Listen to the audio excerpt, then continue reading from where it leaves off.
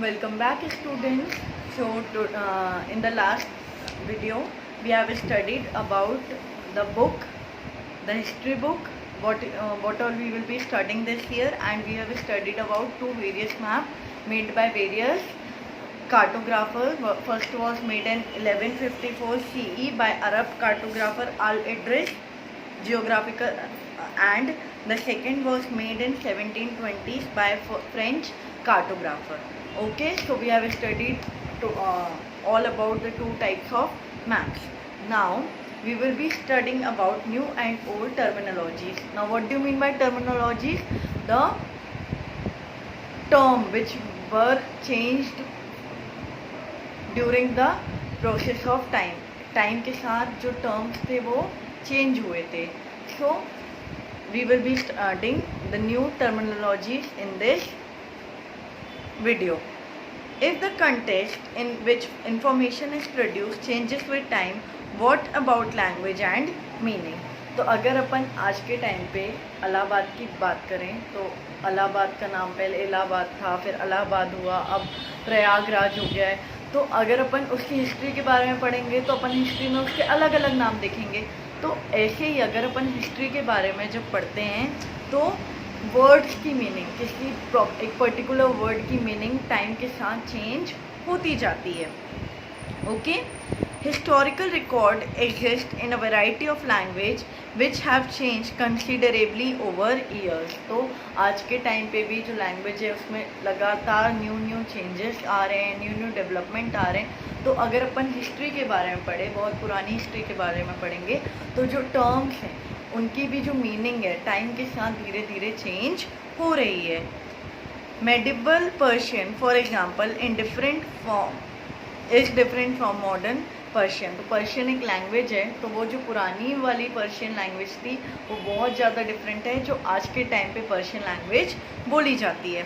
The difference is not just with regard to grammar and vocabulary, the meanings of words also change over time. तो सिर्फ grammar या सिर्फ vocabulary के कारण अपन changes नहीं बोल सकते, but there are various things और वेरियस मीनिंग है उन वर्ड्स के जो आज की डेट पे चेंज होते जा रहे हैं.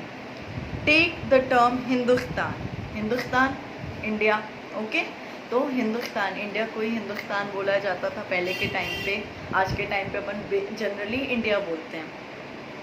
For example today we understand it as India. तो जो पहले के टाइम पे हिंदुस्तान होता था उसको आज के टाइम पे इवन पूरा वर्ल्ड इंडिया के नाम से जानता है.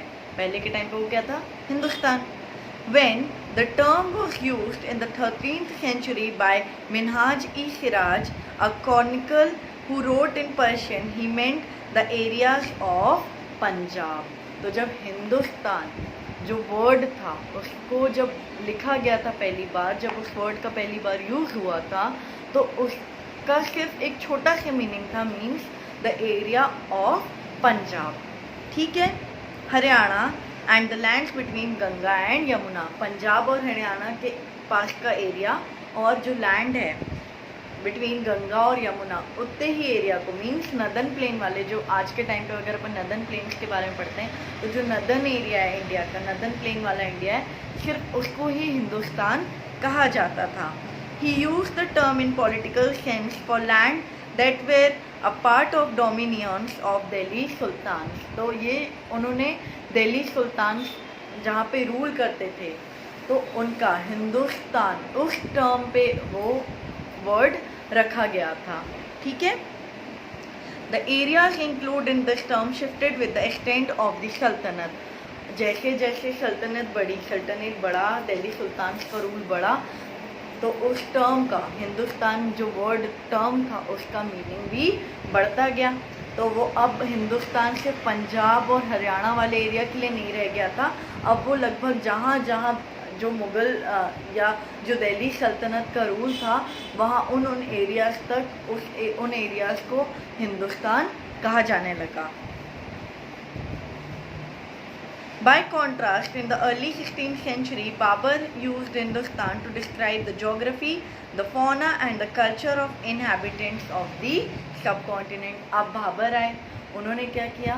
फिर हिंदुस्तान की मीनिंग चेंज कर दी उन्होंने, फ्लोरा फौना लोगों के लिए, इंडिया की कल्चरल डाइवर्सिटी के लिए और सारी ही चीज़ों के लिए, ओवरऑल इंडिया के लिए उन्होंने हिंदुस्तान वर्ड यूज़ करना चालू कर दिया.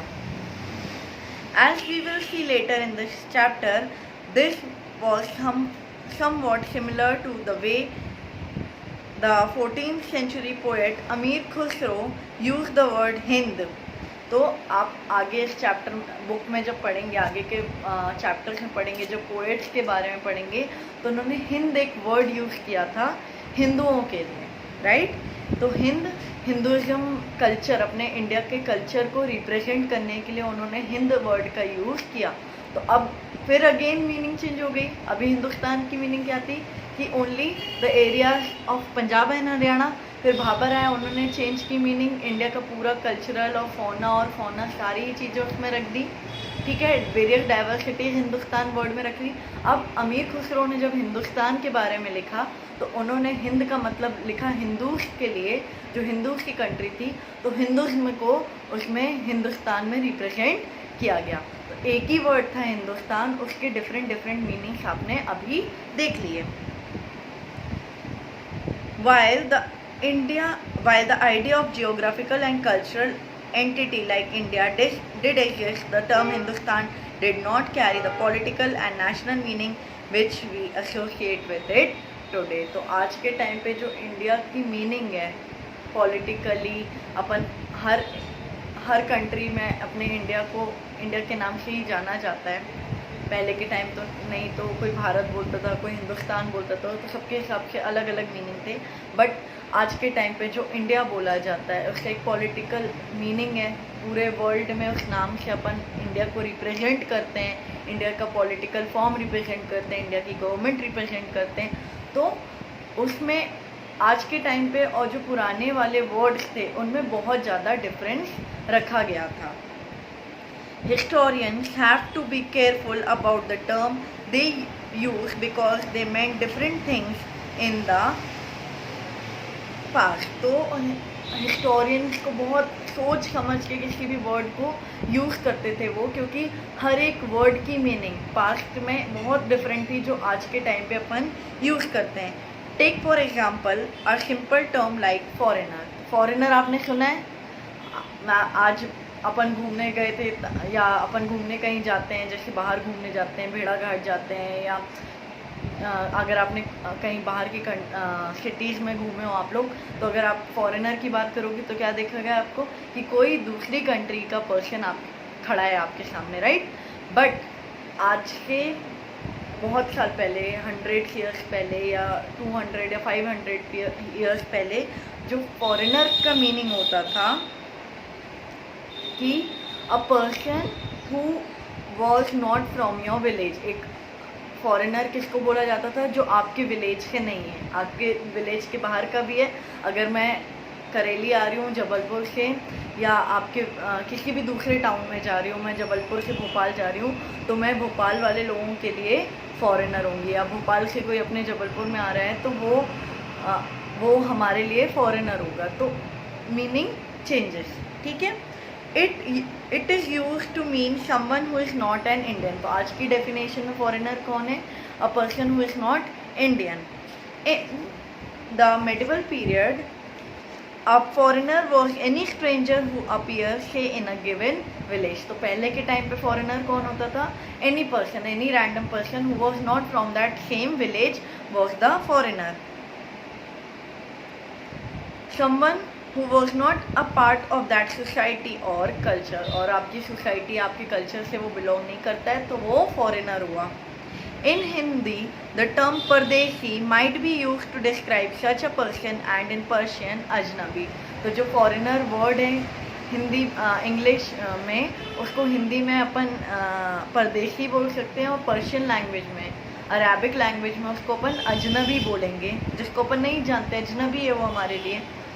A city dweller therefore might have regarded a forest dweller as a foreigner. तो एक सिटी का पर्सन, एक गांव के पर्सन को भी फॉरेनर बोल सकता था. या फॉरेस्ट के बाहर से फॉरेस्ट चेंज हुआ और सिटी चेंज हुई और वहाँ से आने वाले इंसान को भी पहले के टाइम पे फॉरेनर बोला जाता था. but two peasants living in the same village were not foreigner to each other, even they may have had different religious or caste background. लेकिन एक ही विलेज के अगर दो लोग हैं किसी भी कास्ट के, किसी भी कल्चरल बैकग्राउंड के, वो आपस में फॉरेनर नहीं होंगे. Okay, so you have study कि कैसे एक ही वर्ड का मीनिंग अपने चेंजेस देखे, एक ही वर्ड की मीनिंग कैसे टाइम के साथ साथ चेंज हुए. So in the next lecture we will be studying about historians and their sources. Okay, so if you have any doubt you can ask me after seeing this video, and the question for you is find any word whose meaning has been changed from the past to now. एक कोई ऐसा word ढूंढना है जिसकी past में meaning कुछ और थी और आज के टाइम पे मीनिंग कुछ और है. Okay, thank you students, good day.